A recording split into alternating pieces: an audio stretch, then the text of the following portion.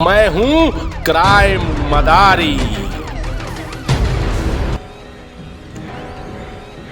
गुरुग्राम में महिला के ब्लाइंड मर्डर में सनसनीखेज खुलासा। पति ही निकला हत्यारा। सूटकेस में इफ्को चौक के समीप सड़क किनारे मिला था महिला का शव। आरोपी ने पूरी प्लानिंग से दिया हत्या और शव को ठिकाने लगाने की वारदात को अंजाम, लेकिन सीसीटीवी फुटेज ने खोल दिया राज। जब पुलिस की गिरफ्त में है ये हत्यारा।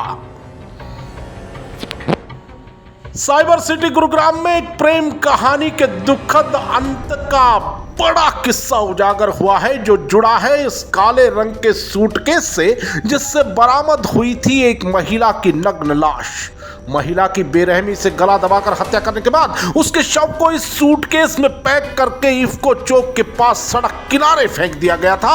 हत्यारा ये कारनामा कर आराम से अपने घर पर रह रहा था, लेकिन एक सीसीटीवी फुटेज ने उसकी सारी चतुराई फेल कर दी और पुलिस जीप पहुंच गई हत्यारे तक। यह हत्यारा कोई और नहीं बल्कि उस मृतक का पति राहुल उर्फ छोटा निकला, जिसने 1.5 साल पहले उससे प्रेम विवाह किया था।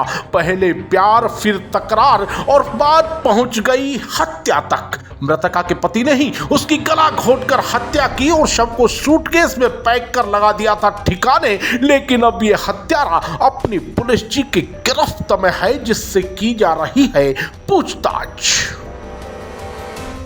अपनी पुलिस जी की गिरफ्त में आया यह आरोपी चेहरे से भले ही मासूम दिख रहा हो, लेकिन यह उसकी पत्नी का हत्यारा है। इसने अपनी सोची समझी साजिश के तहत अपनी पत्नी का न केवल कत्ल किया, बल्कि उसने पत्नी की पहचान छिपाने के लिए उसके हाथ पर गुदे अपने नाम को भी चाकू की मदद से हटा दिया। उसके कपड़े तक उतार दिए ताकि उसके जरिए भी पहचान ना होने पाए। लेकिन अब यह आरोपी आ चुका है अपनी पुलिस जी की गिरफ्त में और इससे बरामद किया गया है वो चाकू जिससे इसने हटाया था अपनी पत्नी के हाथ पर गुदा।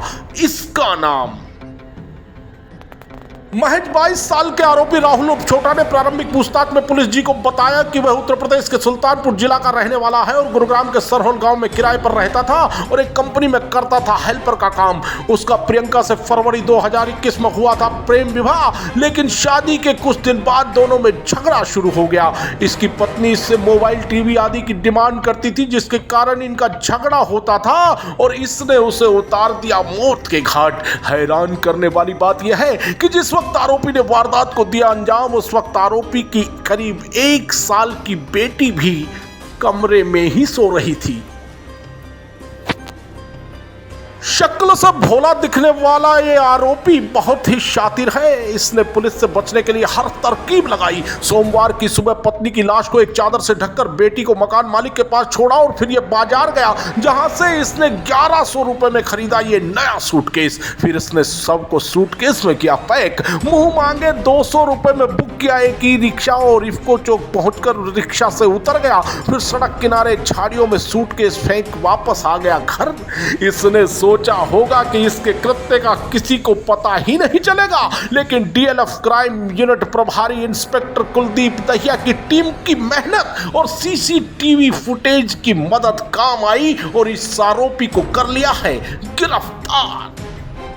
एसीपी क्राइम प्रीतपाल सिंह सांगवान ने बताया कि आरोपी के प्रारंभिक खुलासे पर ही यकीन नहीं किया जा सकता, इसलिए उसे रिमांड पर लेकर की जा रही है पूछताछ। सुनिए क्या कहते हैं एसीपी क्राइम प्रीतपाल सिंह सांगवान।